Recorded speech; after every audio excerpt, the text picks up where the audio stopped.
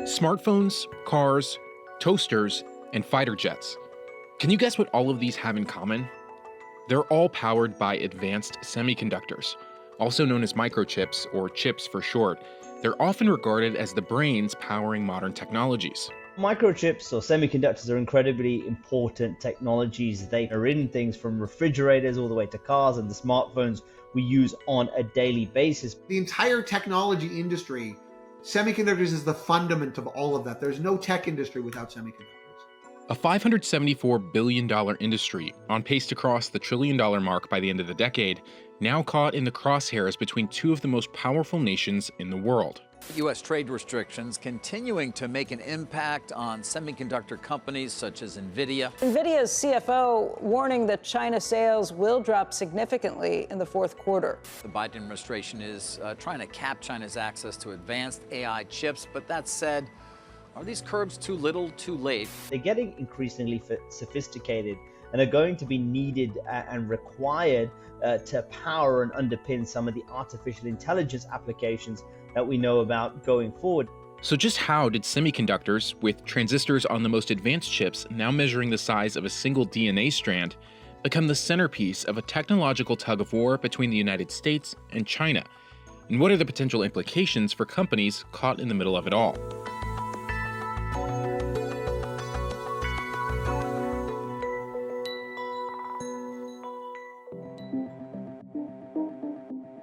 You want to understand the chip war over the last decade, China is the player that made the first move by very heavily subsidizing its industry and trying to achieve independence. Semiconductors became a central area of competition between the United States and China during the last decade, when China's desire to become self-reliant in the sector changed the competition from one between companies to a rivalry between two of the world's largest economies. 2014 was a key inflection point when the Chinese government released a number of new policy documents targeting semiconductors as what they call a core technology, and Xi Jinping, the Chinese leader, has given a number of speeches starting in that year highlighting chips as central to China's efforts to become self-sufficient in technology. China's semiconductor industry is quite behind other major tech powers like the U.S, Japan, South Korea, and Taiwan. It relies heavily on foreign technology to boost its own domestic semiconductor industry as well. And so China looks at the chip industry and sees extraordinary vulnerabilities because it has to import high-end chips for its PCs, for its smartphones, for AI training from countries that are competitors. Since then, China has set up a series of vast subsidy funds from the government and state-linked private equity firms, measuring in the hundreds of billions of dollars, all with the goal of boosting the Chinese chip industry. That's been the dominant strategy of China over the last decade. Keep spending huge sums each year trying to build up China's manufacturing capacity and the level of technology. And that's primarily the focus of Chinese government today. But things escalated really in 2022 when the US introduced sweeping restrictions aimed at cutting China off from accessing key technologies around semiconductors to do with artificial intelligence, for example. The export restrictions, announced in October 2022, came months after President Biden signed the CHIPS and Science Act into law, which was designed to boost American semiconductor investment and development. The Biden administration has since further tightened its initial restrictions. In October, the U.S. Commerce Department unveiled additional limits on the sale of advanced American-made chips to China in an effort to further restrict Beijing's progress on supercomputing and AI. So continued sanctions on the export of things like these to China has certainly held back the development of China's own domestic semiconductor industry. China's response, meanwhile, has been sporadic. One of the biggest things that happened was in May 2023, China's cyberspace regulator said chipmaker Micron poses a major security risk to China's critical infrastructure, supply chain. They've done things like slow walk M&A. So for example, Intel was trying to buy Tower Semiconductor and they just sat on it and didn't give approval. In July 2023 as well, China put some export restrictions on two metals, gallium and germanium. Those are metals that are required in some instances for the manufacturing of these chips as well. There is not a whole lot that China can do really within semiconductors. There's these things at the margin around some of the raw materials and things they can do. But in general, China doesn't have leadership in semiconductors. So there's not really a lot that they can do. From powering our cell phones, cars, and laptops to kitchen appliances, it's hard to imagine a world without semiconductors. But there is one area of use in particular that has the US concerned: artificial intelligence. AI is seen as a critical technology for the future, and it's aiming to impact all sorts of industries across the board. And the US really is looking to restrict China's access to some of these chips that may power these future artificial intelligence applications. Clearly, there are a lot of potential implications around military end use and that sort of thing that we want to try to control access to. The other part here the US has said is that this is about national security. The US wants to make sure that some of this technology doesn't end up in Chinese military applications. For the US, this matters because its military invests more than any other on trying to maintain a technological edge. And in particular, as China builds more ships, more planes, fields more missiles in the region, the US technological edge is more important than ever. Ultimately, China has a civil military fusion system that blurs the line between the private and the public sector, which is essentially fancy talk for buying our sophisticated chips, which are supposedly for commercial purposes, and putting them into military equipment to advance their military.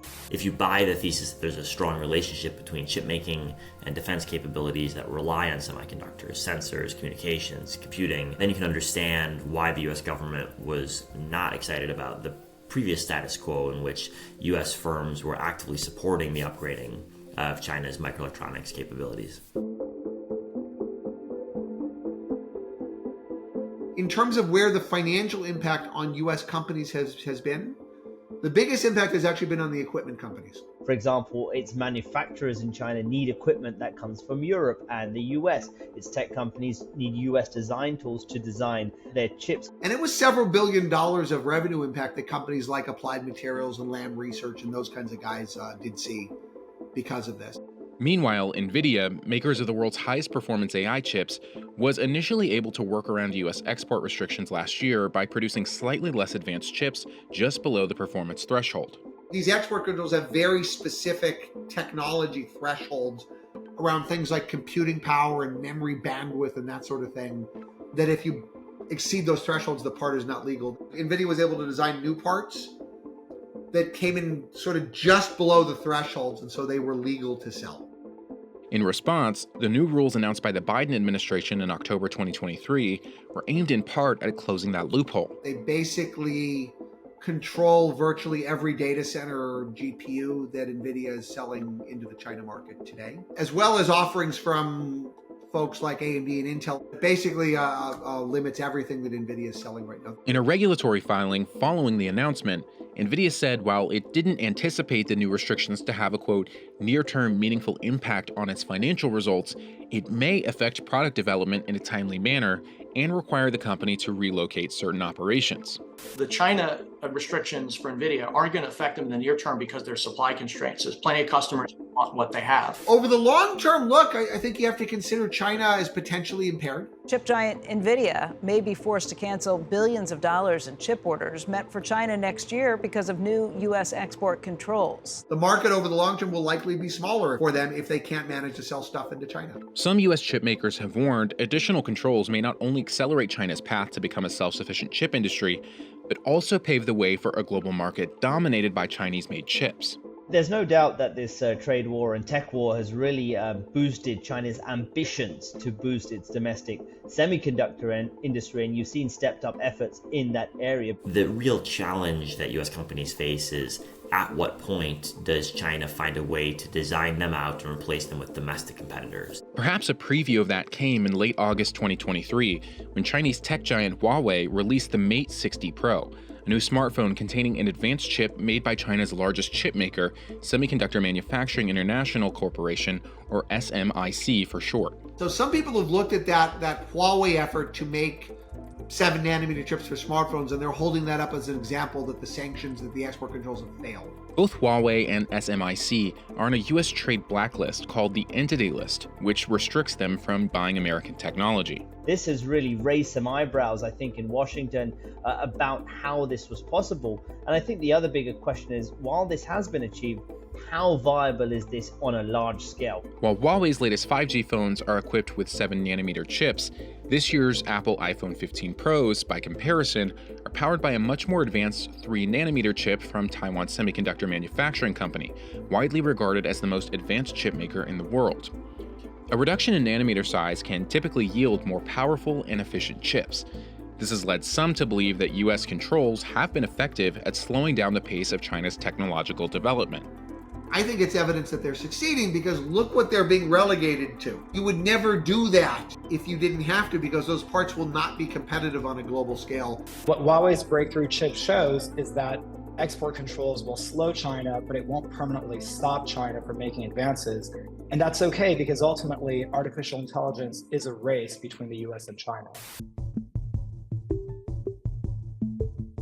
Things are not going back to the way they used to be. I think it's clear that both the US and China are battling for technology supremacy, with some of these key technologies like AI and semiconductors at the forefront of that. The leadership in Washington and Beijing both understand that AI is the single most consequential breakthrough, paradigm-shifting technology in military affairs in 80 years. And China views AI as essential to leapfrogging, to use their term, US military capabilities.